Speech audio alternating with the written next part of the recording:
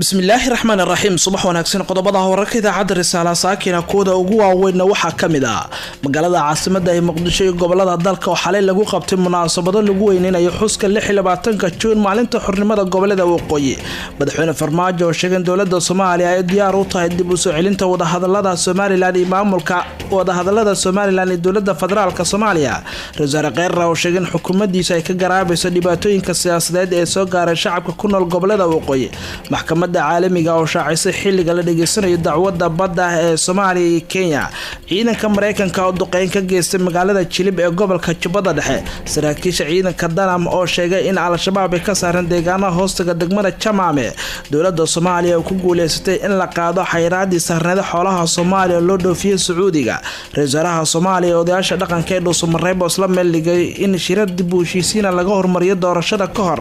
iyo dawladda Iiraan oo ku hanjabtay inay qaadi doonto tallaabo karana Mareykanka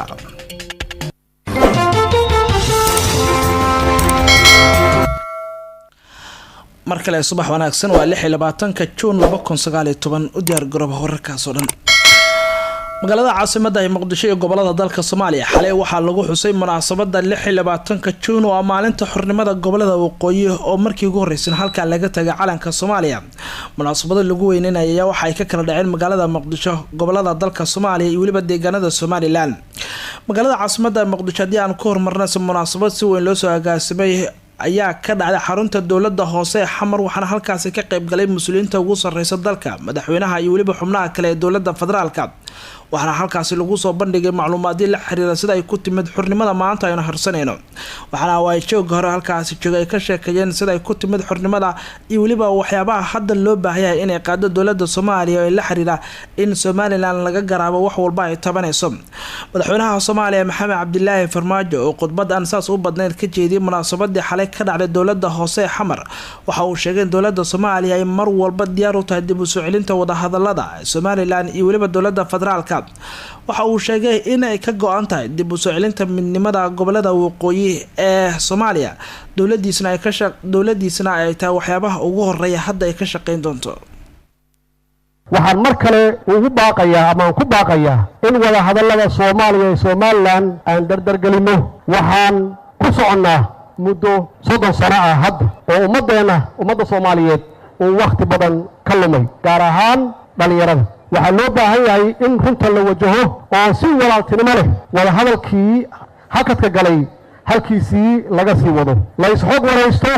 la daaweeyo nabaradii laga dhaxlay duruufihii adkaa ee ina soo maray waxay dawladdu diyaar u tahay in la faguro oo miiska la soo dhigo wax kasta oo lagu kasban karo ama kalsooni lagu siin karo shacabka walaalaheena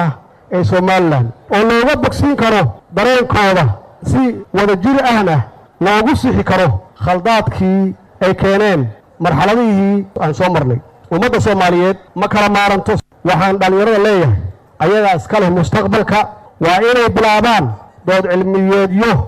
lagu falanqeynayo mustaqbalka Soomaaliya ee qarnigan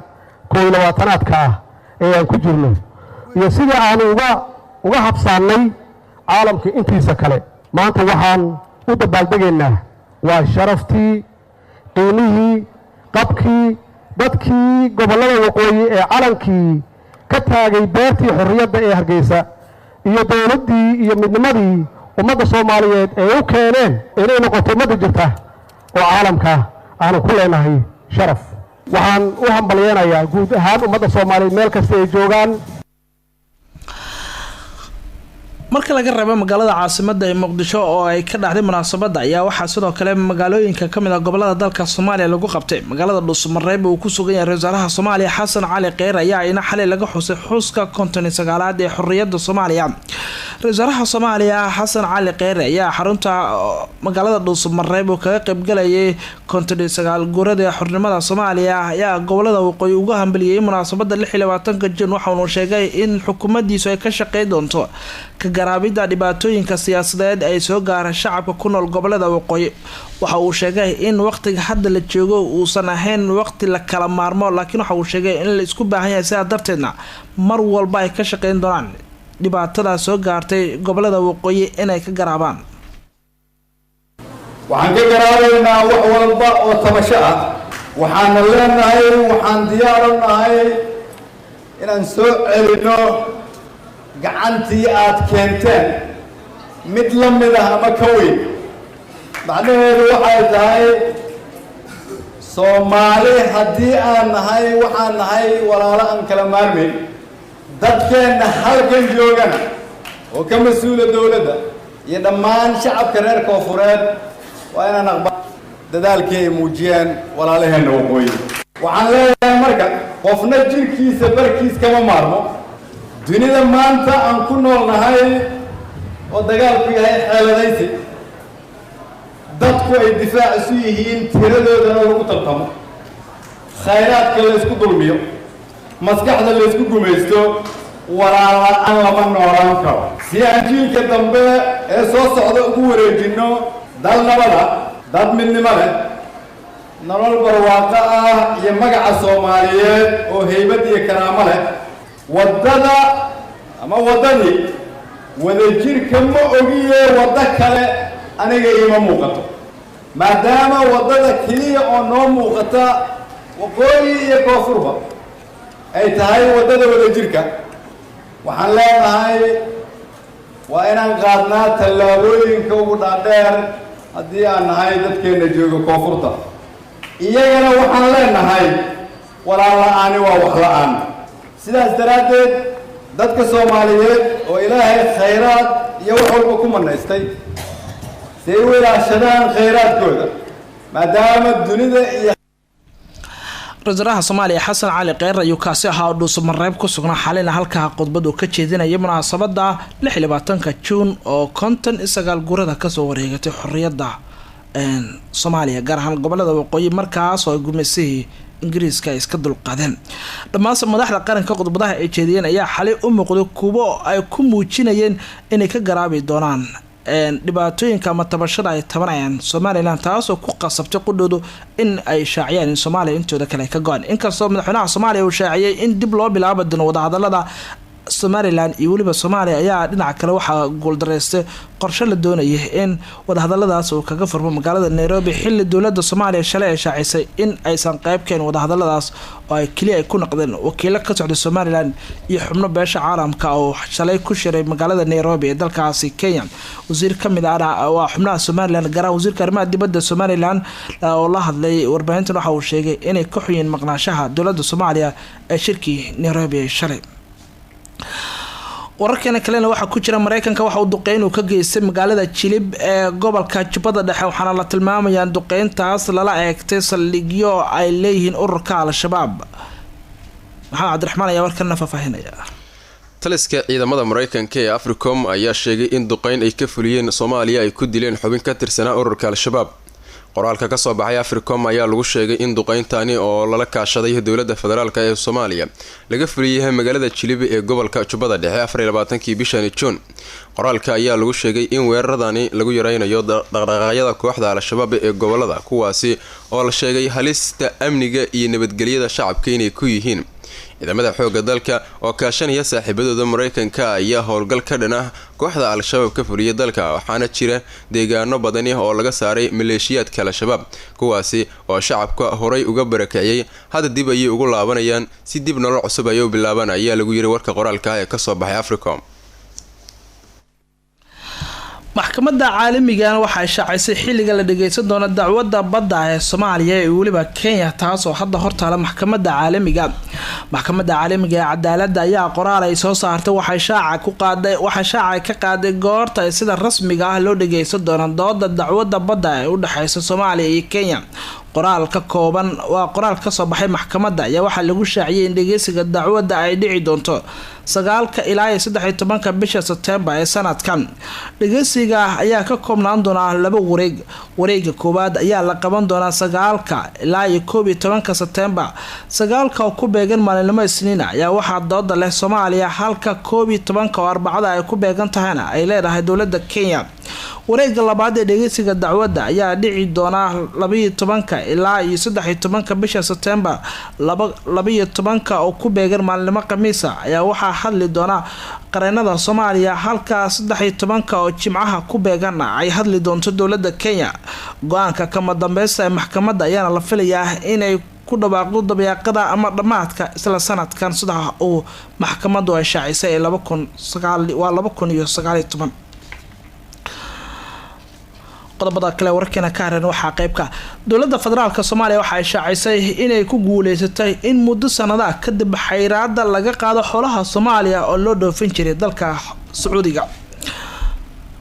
Jakarta ayaa warkan faafahinaya. dowladda federaalka ah ee Soomaaliya ayaa faahfaahin guud waxa ay ka bixisay dadaalka ay xukuumadda Soomaaliya ku bixisay in la qaado xayiraadii saarneed xoolaha Soomaaliya ee loo iibgeeyo dalka Sacuudiga. xayiraadaas oo muddo Sacuudiga uu saaray tani wixii ka dambeeyay sanadkii tagay ee 2018 wasiirka wasaaradda xanaanada xoolaha ee xukuumadda federaalka Soomaaliya Xuseen Maxamuud Sheekh Xuseen ayaa sheegay inay ku guuleysatay xukuumadda Soomaaliya markii ugu horeysay istiraatiijiyad lagu sheegay ama lagu shaqeynayo muddo 10 sano ah oo soo socota taas oo ku aadan horumarinta iyo dhoofinta xoolaha Soomaaliya. sidoo kale wasiirka ayaa waxa uu sharaxaad guud uu ka bixiyay dadaalka ee xukuumadda federaalka ah ee Soomaaliya ay ku bixisay in la qaado xayiraadii saarneed xoolaha dhoofiyo dalka Sacuudi Carabiya. xayiraadaas oo Sacuudiga uu saaray labadii bishii Luulyo sanadkii la soo dhaafay ee 2018 kadib markii la sheegay in baaritaan dheeraad ah lagu sameeyay qaar ka mid ah xoolaha laga dhoofiyo Soomaaliya lagu arkay cudurro kala duwan. wasaaradda xanaanada xoolaha dhirta iyo daaqa ee xukuumadda federaalka ee Soomaaliya waxay ku guuleysatay in markii ugu horeysay diyaariso muddo dheer kadib istiraatiijiyad guud oo muddo 10 sano ah shaqeynaysa 2020 ilaa 2030 taasoo ay gacan naga siiyeen hay'adaha bangiga adduunka iyo hay'adda FAO si loogu horumariyo xoolaha Soomaaliyeed ee dhinacyada caafimaadka, daaqa, biyaha waraabka, horumarinta dhoofka xoolaha, hagaajinta iyo kobcinta caanaha, hilibka, maqaarka xoolaha, digaaga, calafka, shinnida iyo wixii la xiriira taasoo lagu soo gabagabeeyay dalka gudihiisa 17 iyo 19 bishan June intii u dhaxaysay 2019 waxaana dah furay ra'iisul wasaaraha xukuumadda federaalka Soomaaliya goobjoogna ka ahaa madaxa xafiiska bangiga adduunka ee Soomaaliya iyo madaxa hay'adda FAO ee Soomaaliya EU xubno ka socday UN-ka iyo xubno ka socday deeq bixiyaasha caalamka. wasaaradda xanaanada xoolaha dhirta iyo daaqa iyadoo gudanaysa waajibaadkeeda shaqo waxay u howlgashay in xayiraada laga qaado xoolaha Soomaaliya ee aan u dhoofino dalka boqortooyada Sacuudiga iyadoo kaashanaysa madaxweynaha Jamhuuriyadda Federaalka Soomaaliya mudane Maxamed Cabdullaahi Farmaajo iyo ra'iisul wasaaraha xukuumadda federaalka Soomaaliya mudane Xasan Cali Khayre. xiriiro badan oo aan la sameynay wasaaradda dhigeena ah ee dalka Sacuudiga kadib wafdi uu hogaaminayo ra'iisul wasaare ku-xigeenka xukuumadda oo ayna ka mid ahaayeen wasiirada xanaanada xoolaha dhirta iyo daaqa uu safar ku tegay dalka Sacuudiga bishii Febraayo ee sanadkan gudihiisa iyadoo si qoto dheer looga wada hadlay in xoolaha Soomaaliyeed laga qaado xayiraad. dalalka ugu badan ee Soomaaliya xoolaha nool ay u dhoofiso ayaa waxaa ka mid ah dalka Masar, Cumaan oo xiriir wanaagsan markaas la leh dowladda federaalka Soomaaliya, Yemen iyo Sacuudiga oo ah dalka ugu badan ee xoolaha looga dhoofiyo Soomaaliya. sanadahana soo socdana markaas dowladda federaalka Soomaaliya bila ka hor ay sheegtay in la kordhin doono kadib markii ay ku guuleysatay xukuumadda federaalka Soomaaliya in la qaado xayiraadii saarneed xoolaha Soomaaliya ee loo dhoofiyo dalka Sacuudi Carabiya. qaybihii dambe ee wararkeena subaxnimo ayaan soo gaarnay saraakiil ka tirsan ciidanka danabna waxa ay shaaciyeen inay la wareegeen deegaan hoostaga degmada Jamaame ee isla gobolkaas Jubbada Hoose. waxay saraakiishan ay sheegeen in magaalooyinka la yiraahdo Muuse Xaaji RRA iyo magaalada la yiraahdo Koban oo hoostagta degmada Jamaame oo 3 kiiloomitir u jirta halkaas ciidanka danam ay la wareegeen militariga Soomaaliya. waxaana howlgalkan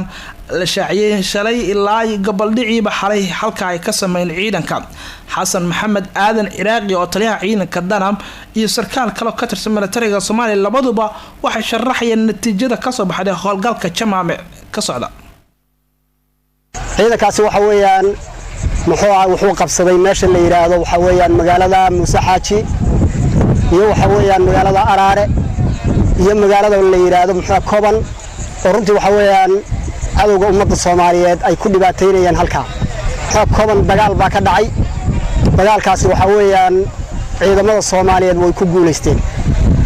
si sharafi ku jirtay halka ula wareegeen guud ahaan magaalada koban waxay u jirtaa degmada Jamaama 3 kiiloomitir